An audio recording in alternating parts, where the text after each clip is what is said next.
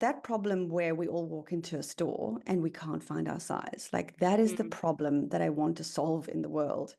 And it's a mathematical problem, right? We should be able to, one, find our size and convert if we're there to do so. And secondly, we shouldn't come across a rack full of the wrong sizes.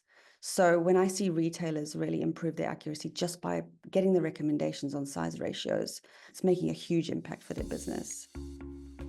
Hello and welcome. I'm Elizabeth Formosa, the founder of Fashion Equipped and devourer of all things fashion, business and mindset.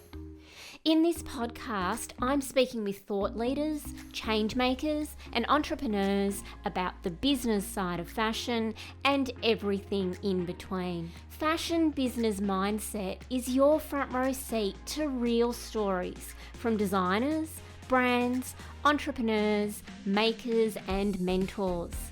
We'll discuss how to launch and grow a fashion business and give you insider access to the future of fashion. So let's do this together and ensure that you're equipped to make the fashion business your business.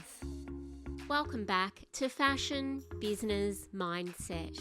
This is our last guest episode for 2024, but a solo episode will drop next week for a level up session and a personal message from me to finish off this phenomenal season of the pod.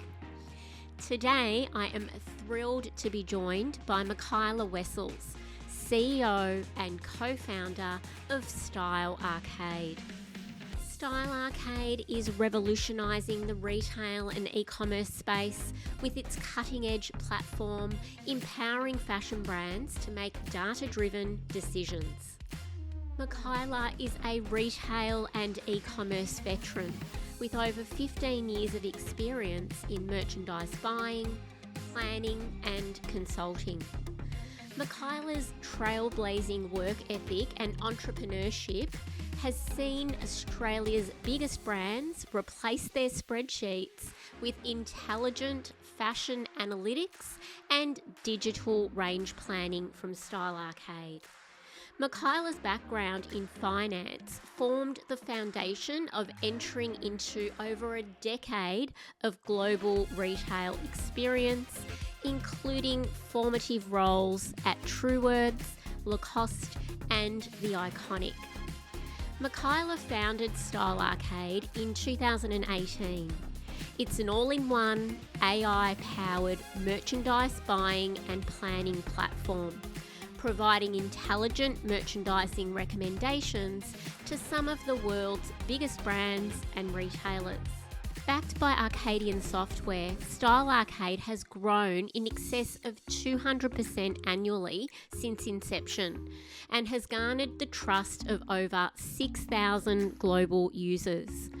Working with both brands and retailers across more than 13 countries, from pure-play e-commerce giants like The Iconic, Princess Polly and White Fox, to cult designers like Age, Christopher Esber and Amiri. Currently, 63% of the platform's revenue has come from word of mouth, highlighting the company's significant brand awareness amongst fashion industry data fanatics. During our chat, Michaela and I delve into the entrepreneurial journey behind Style Arcade, the importance of leveraging data for decision-making in fashion, how brands can innovate to stay ahead in a competitive market, how Style Arcade helps you optimise size accuracy, streamlines inventory management, and enhances assortment planning. How Style Arcade helps businesses maximise profitability and improve in-season trading with features like AI-driven size and buy calculators, advanced retail analytics, and seamless e-commerce integration. Michaela also shares her invaluable insights on navigating the challenges of scaling a business and fostering creativity in a tech-driven industry. I loved every minute of my time with Michaela. This episode is packed with actionable takeaways. So let's dive in. Michaela, welcome to the Fashion Business Mindset podcast. Thank you, Elizabeth. So glad to be here. Yes, I'm so glad that we've made it happen. This is going to be our final podcast for 2024. So I'm so excited to be talking to you about all things Style Arcade. So to kick things off, Michaela, I'd love to invite you to share a little bit about your background and your journey, leading you to become a retail and e-commerce veteran and then co-founding Style Arcade.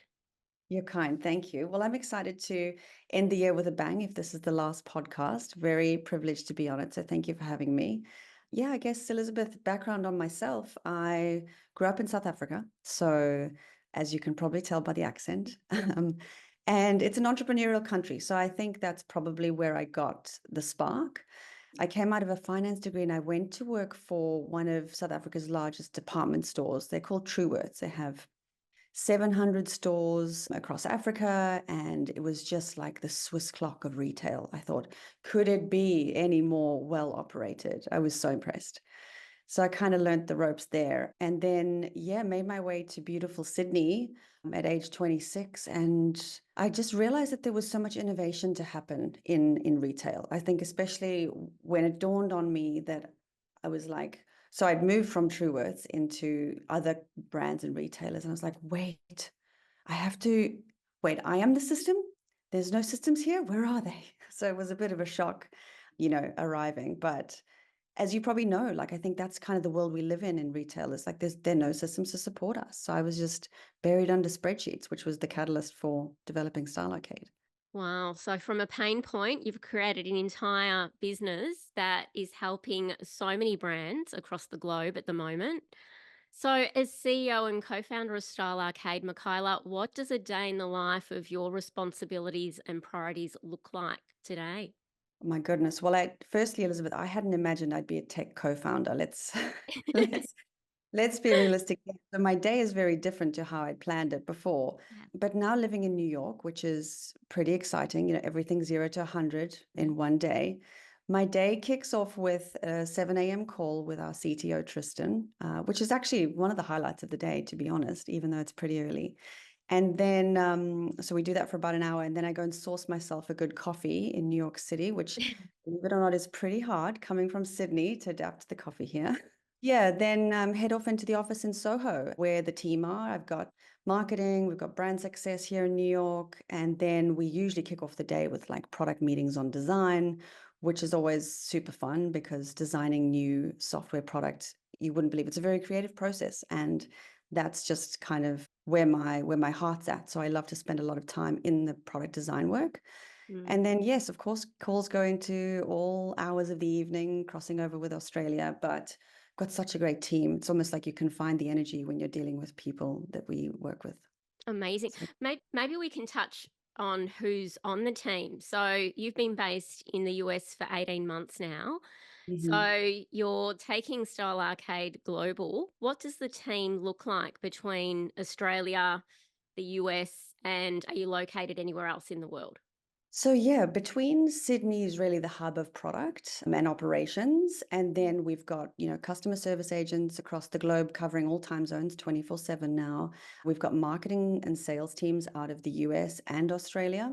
Yeah. And then really, I think internationally, the focus is more sales and marketing, whereas locally, it's all the product development.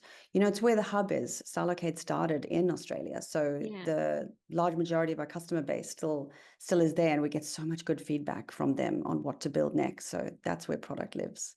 Yeah, love it. So let's share with our audience, Michaela, what Style Arcade is. It's an AI powered platform.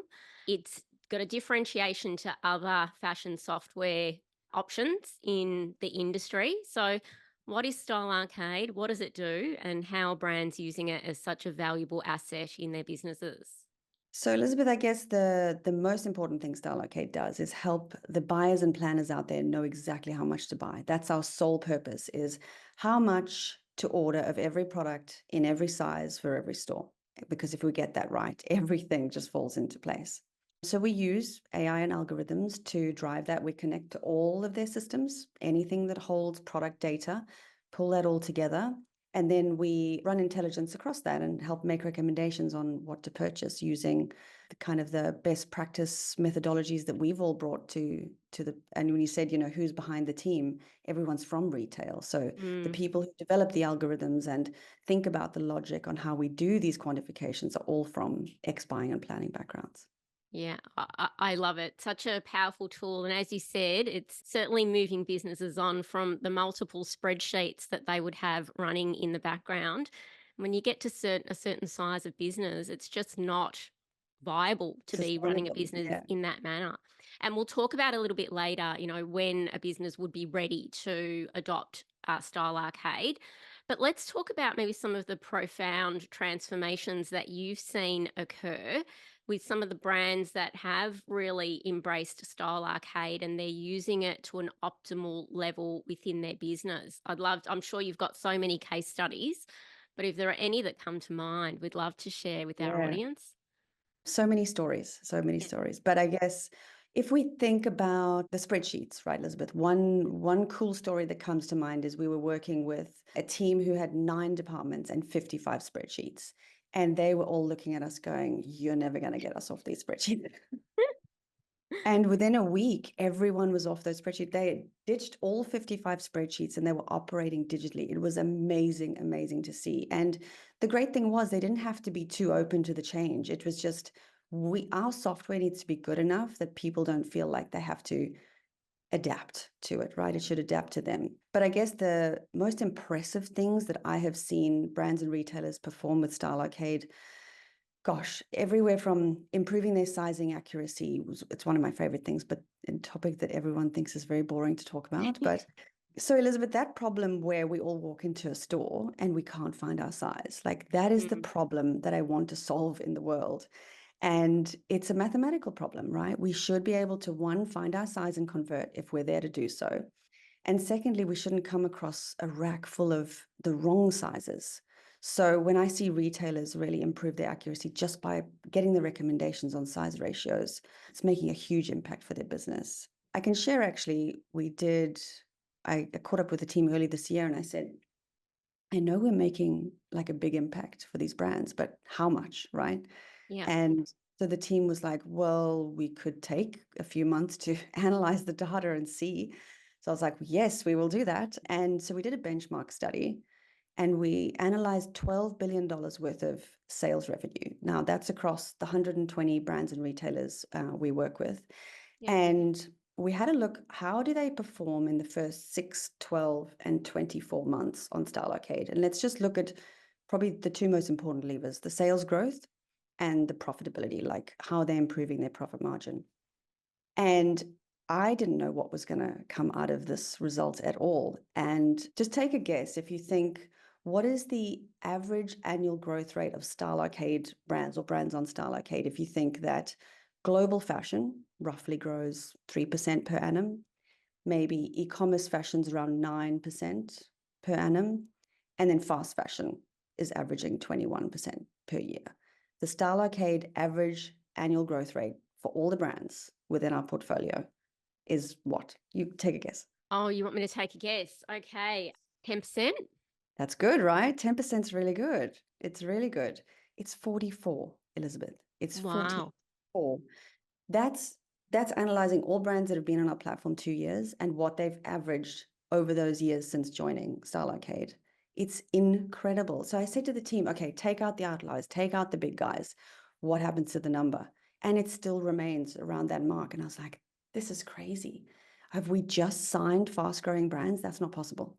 So it really is, Elizabeth. They're doing all the work, like we're providing the software, but the teams are diving into that platform. I mean, the fact that we have 53% of the users on Style Arcade are active every single day. And on average, there's 60 users per brand. 60. That means not just buyers and planners. That's e-commerce, finance. Everyone's jumping in there because Yeah. they're all wanting to learn more about the product. Yeah. So it's just, yeah, they're making a big difference for their brands, but hopefully facilitating. That is phenomenal. 44%. I think, Amazing. anyone who's tuning in right now would be like, okay, we've got their attention, Michaela, I think. Don't Wait, you? I'll give you one more point. So we said profit, right? Yeah. 6 points in profit after 24 months, 5.9 points in profit after 24 months. Tell Wow. me you don't want to improve profit by almost 6 points. Yeah. Well, of course, who would not? Let's then dive in. So you mentioned sizes, right? So let's just dive into some of those levers that, businesses are going to be able to improve. So we know overstocks and understocks. You mentioned the size curves, product life cycle misalignment, making more accurate data-driven decisions around demand planning, certainly being able to deal with slow moving inventory. So from that 44%, was there like a hierarchy of, the strategies that businesses were kind of improving through the use of Style Arcade? Were there like, a top three that kind of stood out? Or how does it kind of pan out across the whole merchandise planning process? Such a good point. There's so many levers. I Yeah. mean, you've named a number of them, but I would say if I had to name the three that I've seen move the needle the most, one is that 80-20 principle of the Yeah. brands really scrutinizing their top 20% of styles, their top 20% of stores, and their top 20% of brands if they're a multi-branded retailer. Focusing on that moves the needle so much because those are making you the 80% of the revenue. So I really Yeah. see just finding the top 20% of everything that you're looking at and optimizing for that. And then the second thing that I think is a huge deal is that if you think about core product, and people are moving towards better quality, more consistency in their businesses, they're wanting predictable revenue. Core, never out of stock lines are the way to go. And fashion brands have tended to stay away from that. Oh, it's so boring. I don't want to do core. But like your customer really wants you to do their favorite items again and again. Yeah. So when I see core line out of stocks reducing so much, like I remember one retailer, I won't name them because it's not a good stat, but they were turning over, I think it was 24 million at the time, and they had more than a $6 million missed sales revenue opportunity from core line out of stocks. Mm, That's just, I it's mean, huge. imagine that. Yeah. So Yeah. for me, core lines is a big deal. Invest in those, just watch those out of stocks, get a true rate of sale of when you're in stock and plan and buy to that. Yeah. And the last one is sizing for sure. Yeah. There's more market share in sizing that people don't know about. I remember Meshki, this was a great case study. We onboarded Meshki years and years ago. They've been a very long-standing customer, and they were going for some significant growth in the first few years. And, they were looking at the new, the new categories, the extensions. And then we said, have a look just at your sizes. Your size ratio is actually demanding an extra, extra small from you. You only size up to extra small. But look at all of this revenue that you could be gaining because they had more than 30% of their revenue coming from just an extra small. So there's huge opportunity for a fringe. Anyway, that was a big win for them. And I think just their accuracy improving so much has really meant that they could grow faster without having that excess inventory. Yeah, yeah, it's so powerful. I just wanted to touch on the stage of business that is, kind of appropriate for any of our listeners to be at before they inquired or looked into adopting the Style Arcade platform. You've mentioned, all of the data and the levers that you can pull to increase your revenue, increase your profitability through using a software like Style Arcade. Over the journey, Michaela, how have you found the expertise within businesses? So, for example, if it was a growing brand, so I know you work with growing brands and, of course, established brands that are ready to take things to the next level a bit more swiftly than a growing brand. But if you were starting with a growing brand that perhaps didn't have a merchandise planner in the business or any of the skills that they require, what's the onboarding like, and how do you support them to even know to look at that top 20%, to dive into their, size range, and don't miss an opportunity there to be focusing on their core lines to be in stock every day of the week? Is there some training and some support that your business helps the organization with to ensure that they can use it optimally? Yeah, I think it's probably the thing that customers love the most about Style Arcade is every time you hop on support to ask a question, you're dealing with merchandise buyers and planners. It's quite a luxury, in fact. So there's a lot of training available to the team, which I think brands take advantage of, and certainly the growing ones dive into. And yeah, we give them, Elizabeth, I guess we also build templates for them. So in Style Arcade, you'll see recommendations like, what product should I mark down? And you'll find the logic is already baked into a report for you. And it will suggest, well, let's look at all products that have been online for more than 6 weeks, have a low sell through, that perhaps would be a higher price point than others. And anyway, so it recommends across all of these factors to say, we'd probably suggest that these items you could look at for discounting.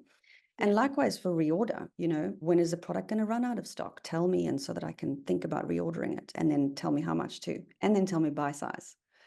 So just you want to get the answers coming at you versus having to dig through BI tools or spreadsheets or trying to figure it out from the data. Yeah, I love that. So there's the reporting side of it that sounds like it's very intuitive. And as you said, even by just immersing yourself in that reporting, there's going to be a lot of learnings. But you also have real people with real industry experience that are there to support the brands as well while they are kind of learning how to optimize the use of Style Arcade in their business. Totally. And Elizabeth, the other thing is that if we've got 60 users per brand, there are people from marketing and how do marketing want to use it versus how buying want to use it versus planning. Everyone's quite different. And it does serve all of their needs in different ways. So yeah, we do need to bring everyone along for the ride on how to do the things, because it's so powerful, but it really does rely on a really solid team to be able to, make the most of those insights for sure. Yeah, because every business would have its nuances as much as there is, consistency of process and protocol. There's still the nuances of all of the different businesses. So you mentioned you've got 120 brands in your portfolio at the moment. Yeah, and Yeah. retailers. So yeah, very interesting combination of and omni-channel and pure play and everything in Yeah. between. Amazing. What's the goal for 2025, Michaela? Oh, Elizabeth, we had such a good year in 2024. I can't tell you, so many key milestones that I almost can't even believe. The benchmark study for me was astounding. I was so happy to know the numbers behind what we're doing. And then the other thing was we signed, and I can't say the name, but we signed one of the largest global sports and footwear brands on the planet. And that just, I was like, oh, it's made. If a brand like that can sign on Style Arcade, we did it. We did it. Yeah. So it Yeah. was just a really big moment for the team this year. Congratulations. And I was saying to you before we started recording that I've seen Style Arcade absolutely everywhere this year, whether it's LinkedIn or a podcast or just the amazing content you actually put out. So Oh, you thank put out you. a lot of, I think your latest one was a playbook. Was it a profit playbook? I think it was, Yeah. which was amazing. I'm like, I can't believe that Style Arcade have put this out, as a complimentary asset for people to use in their business. Obviously, a lot of work goes into the content creation. But I Huge. think, just the awareness certainly of Style Arcade in terms of what I've seen on my radar has gone next level this year. So Oh, that's so good, Elizabeth. Well, I'll tell the teams they're working really hard, especially the marketing team. They've probably got you looped into that algorithm. It's probably why you're seeing us everywhere. yeah, well, I love being looped in because Style Arcade is certainly a solution for my clients. So I've absolutely loved getting to know more about the platform, and I've sat in on some demos with Philip, who's taken us through, the whole platform, and it's just mind blowing in terms of how powerful it is. So absolutely love what it can do. I'm so glad. Let's touch on the AI side of things. Obviously, AI is very topical at the moment, taking over a lot of systems and processes in our businesses right across the board. How do you kind of and your team stay at the forefront of AI based on Style Arcade being powered by AI and technology? And how do you continue to kind of up the game? So, who do you have on the team that is driving that side of things, Michaela? Yeah, well, AI is, I don't know about you, but when I hear the word AI, I get slightly anxious because I feel like I'm behind, right? We all do, I think, in that way. And so at the beginning of 2024, I said to my co-founder, Tristan, I said, we need to get AI incorporated into how we do buying and planning. And we need to be the ones bringing it to customers. We need to be 10 steps ahead of them, always innovating. And so this year we delivered an AI buying calculator and sizing calculator, which was amazing. So it uses visual recognition as well to find similar products so that you can see how they performed across the different stores at the different price points, at the different colors, at the different categories, and then make recommendations across all of those facets of a product to recommend a purchase quantity for every single store in each size. So that was amazing to see come to life as well. But it's all about just finding, best in class and making sure we're connecting them to and bringing the innovation to our customers.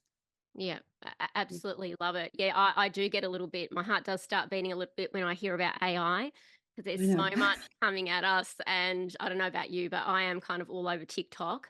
And as soon as you Yeah. pause on an AI video, of course you get blasted. And I'm like, oh my gosh, all of these things that So we should powerful. be, adopting AI right now to be able to do in our business. But it's like, where do you start? Where So, do you start? yeah, where do you Can I start? make a Well, recommendation though to ease my anxiety about AI?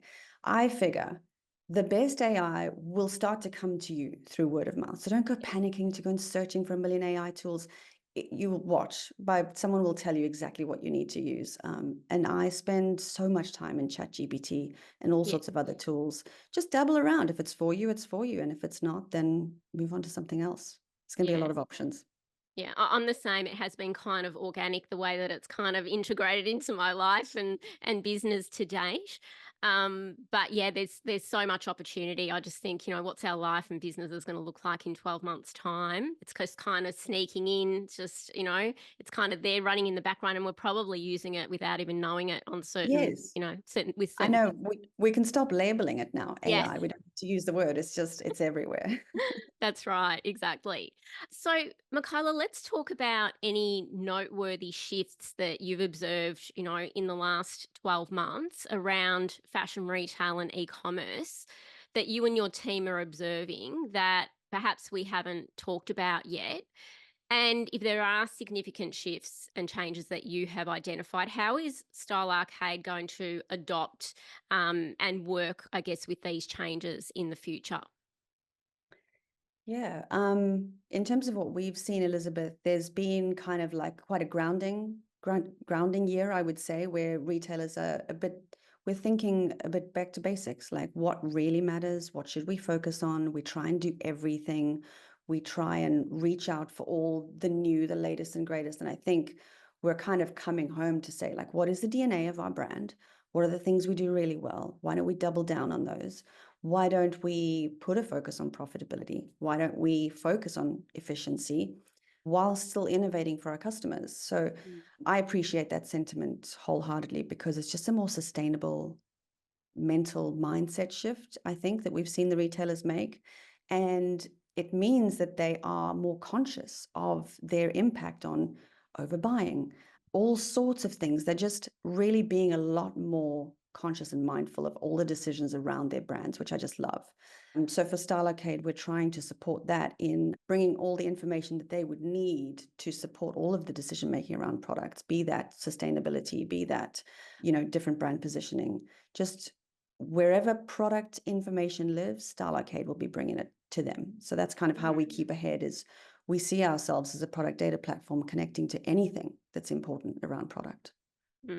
I love it. And you mentioned sustainability, and we talk about, conscious fashion, sustainability, circularity a lot on this podcast. And we've had some amazing leading, conscious fashion brands and founders on the pod. But I think it's not one of those natural kind of connections that you make when you think about inventory and sustainability. But of course, it's absolutely crucial because one of the most negative impacts, in our industry is the overstock, everything going to landfill, having to, push product on the market or clear it because you've invested too heavily. So it's good to hear that you're having those conversations with brands. And I'm assuming that, again, with the results that you're getting as a business, you're seeing the brands having profound results around finally, I guess significant improvements on that inventory management side and being able to reduce the risk of overstocks. I think, Elizabeth, yeah, just the stress of the overbuying. I think Yeah. all the brands and retailers are like, we're done with overbuying. We just Yeah. want to buy more accurately. So Yeah. yes, definitely there's been a huge shift to really focusing on that. And I was at a talk just a few weeks ago, and the head of sustainability, I think she's the director of sustainability globally for H&M, and she said, we just need to fix this one thing first. If we could all just do this one thing and stop overbuying where we don't need to, that would solve, a good chunk of it, or at least make a big dent. So Yes. Yeah. Yeah. And that's the heartbeat of the business. And that's where, the profound results come in. Yes, sustainability is one element, but of course, profitability and of course, your revenue, having the right product at the right place at the right time. It's the age old kind of, method. So, yeah, really powerful to have that data, front and center. Now, Michaela, you have built a business based heavily on word of mouth, but definitely taken, I guess your voice to industry next level this year. What are you most proud of during the Style Arcade journey so far? Are there any significant milestones that stand out for you? I think, Elizabeth, yeah, obviously there were some big milestones, for a business, closing big brands this year and that kind of thing. But the thing that really makes me so happy inside and just gives me such joy in life is the happiness of the users. When I hear that we have, helped someone get their weekends back, someone enjoys coming in, they love using Style Arcade, we just made their job fun. That Mm, is the coolest thing. So yeah, just hearing those messages have been major milestones. I mean, I remember so Style Arcade's first customer was The Iconic, and there was roughly 300 buyers and planners that were using the platform. And when I left The Iconic, they still had Style Arcade. They obviously were using it, but I didn't know we didn't have user stats at that time. yeah, So I left, went consulting, putting Style Arcade into all sorts of other brands and retailers. And one day it crashed at The Iconic, and we got about like 50 or 60 emails within an hour. I'm like, oh, they love it. They're using it. This is amazing. I should have been devastated that the app was down, but actually I was just so happy that people loved it so much. So yes, just being integral to someone enjoying their role is actually the biggest moment for us. yeah. I love it. You've mentioned the iconic. Are there any other, could you name drop a few other, major Australian brands that the Style Arcade has onboarded in recent times? We're going to make a major announcement in a few weeks, but I won't be the spoiler. Otherwise, we work with so many great brands. So, like Lorna Jane, MJ Bale, Princess Polly, White Fox, one of my favorites, Amiri, out of the United States, Tibby. I mean, lots of kind of designer fashion brands too, which is really exciting. Yeah. So, yeah. And I think sometimes when I look at Australia, I think name a brand we don't work with, which is a Yeah. really nice feeling. I love that. Hence, you're sitting in the US right now. Now, Michaela, no doubt your role, we know it's dynamic from what you shared today, but I'm sure it's also demanding. So we always talk about the mindset side of things on the pod because we know that business, mindset is a huge piece of what we do. Do you have any practices or routines or support systems that you could share with us that help you to, maintain optimal mindset, optimal well-being to allow you to operate at such a high level, like working with, between the US and Australia right now? Actually, Elizabeth, if I think about, there's definitely practices, right, you have to have. But I would say the key to working crazy hours and doing all the hard things is just a passion for what you do. That's been everything. I sometimes look at working a 50-hour work week and I think, how do I do it?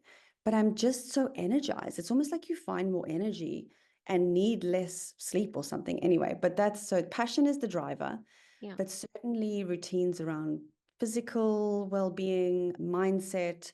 I do Pilates. I read so many books on mindset. I mean, people tease me. We have in the office in Sydney, we have this library of, they're going to all call it self-help books. So you Yeah. can laugh, but it's self-development. I kept saying Yeah. it's self-development on mindset, resilience. It's training, guys. If we want to be at the top of our game, we need to train our minds and our bodies and have real passion for what we do. So, and I think behind every great entrepreneur, there's someone who makes the impossible feel achievable. And Mm, that would be like my partner, my team, though, it's never one person, never ever. So when you find the strength through team is a I big love one. it.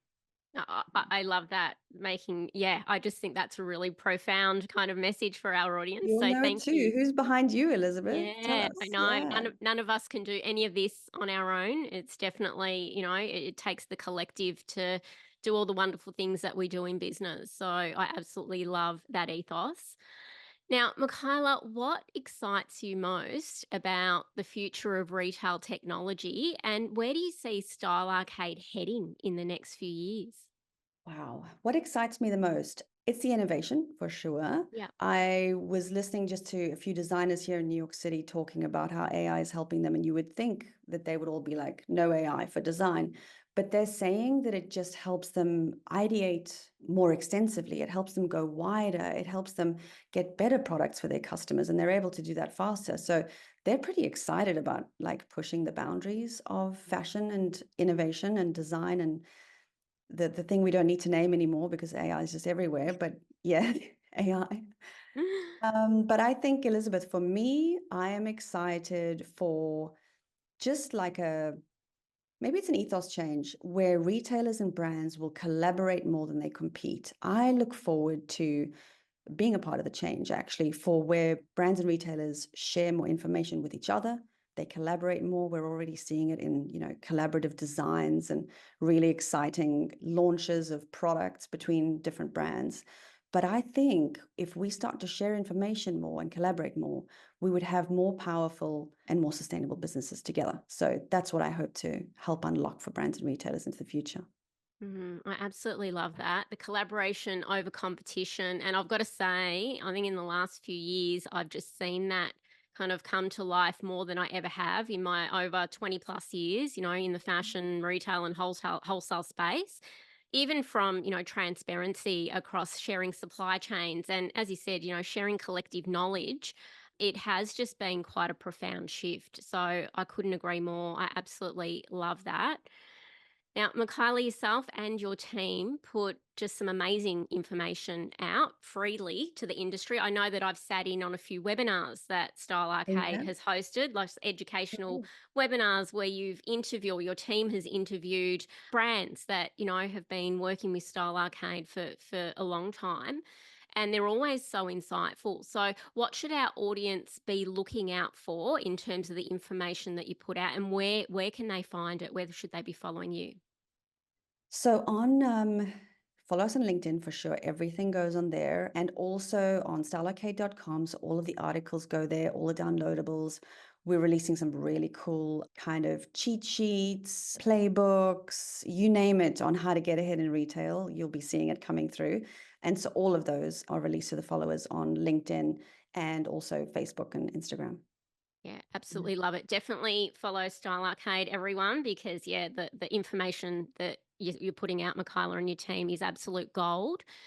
If any of Amazing. our listeners are interested, if they're not, I mean, it's going to be probably not too many, as you said, brands left in Australia that aren't already on Style Arcade. But if anyone's tuning in, Michaela, that is interested in hearing more about the platform, how can they start that? They can book a demo online, I believe. Yeah, easy. Go onto the website and there'll be someone ready to chat with you right away. Also, there'll be ex-buying and planning. And also hit me up in LinkedIn. I love to hear from brands and retailers, users. Yeah, it's my favorite. So A- Absolutely love it. And such an education just sitting on a demo again to see, what this amazing platform can do, whether your business is ready right now or you might be 6 months or 12 months away. I think it's just so powerful to know that there's a tool like Style Arcade available to help your business to scale to that next level. Michaela, congratulations to you and to your amazing team on everything you have achieved and are yet to achieve. We'll certainly be continuing to follow your journey, and good luck with your US expansion. I'm sure it's going to go absolutely next level next year, and we can't wait to check back in 6 or 12 months and see where you're at. Oh, Elizabeth, thank you. You're too kind. Really, really appreciate that. And I'm a mega fan of yourself too. So thank you so much for having me on the podcast. It was super fun. Thanks, Michaela. Thank you for joining me. Thanks, Elizabeth. Bye. Thank you so much for listening to the Fashion Business Mindset podcast. We'd love to keep connected. You can find us on Instagram and Facebook at Fashion Equipped. And if you'd like to find out more about our Start Your Fashion Business program and your mentor collective, head to our website fashionequipped.com.au. If you've enjoyed this episode, please share this podcast with others, hit subscribe, leave us a rating and review. Let's do this together. Let's make the fashion business your business. This is a Guide Your Light network production, creating podcasts with purpose.